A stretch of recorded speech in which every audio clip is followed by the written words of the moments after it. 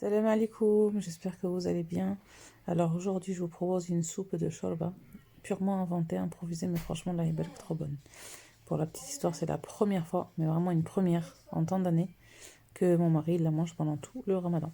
Donc du coup, vous pouvez mettre de la viande ou pas. À la base, j'en mettais sans viande, mais j'ai filmé avec de la viande. Donc, faire revenir un peu de viande, pas forcément, mais ce que vous devez faire, c'est donc faire mixer 2 tomates avec un oignon et du persil coriandre avec un peu de menthe. Moi là, j'en ai pas mis, enfin j'en ai pas mis. J'ai pas tout mixé en même temps parce que j'ai utilisé le petit robot, mais d'habitude je mets tout en même temps. Je lance ça dans le Cookéo ou dans le Thermomix ou dans une cocotte, peu importe, avec un filet d'huile d'olive. Ensuite, je rajoute donc ma viande ou pas et des pois chiches avec une cuillère à soupe de concentré de tomate, du sel, du poivre, du curcuma, un peu de gingembre, un peu de cumin, un peu de ras el hanout, du paprika et c'est tout. Voilà, c'est tout. Et donc je laisse bien revenir et ensuite je couvre jusqu'au maximum du cucuyou pour que ça me fasse 3 jours. Je fais toujours jusqu'au maximum en fait. Et je laisse revenir et je le mets sous pression pendant 23 minutes pour que les pois chiches y cuisent et la viande, mais surtout les pois chiches.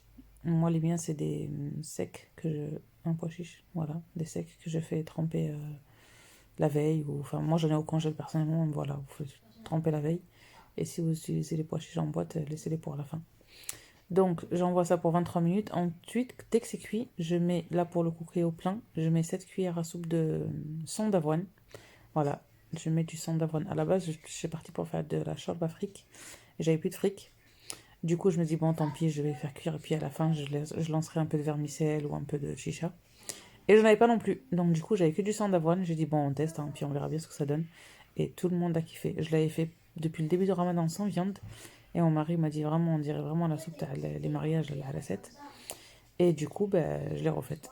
Et à chaque fois, je filmais pas. J'oubliais.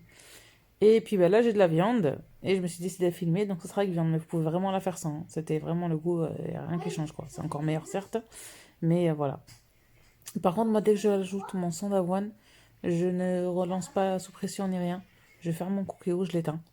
Et vu que je la prépare généralement le matin pour le ftor, donc du coup, le soir, ben, ça cuit dans la chaleur, donc ça a le temps de bien cuire. Et pas besoin de rien en fait. J'éteins mon cookéo, je les ferme et le soir je sers tout simplement. Et franchement, la houma est très bonne. Trop bonne. Donc je vous laisse la tester. Et en plus, le sang d'avoine, c'est excellent pour la santé. Voilà mes sœurs. Ben écoutez, sahabtulkom et à la prochaine, Inch'Allah.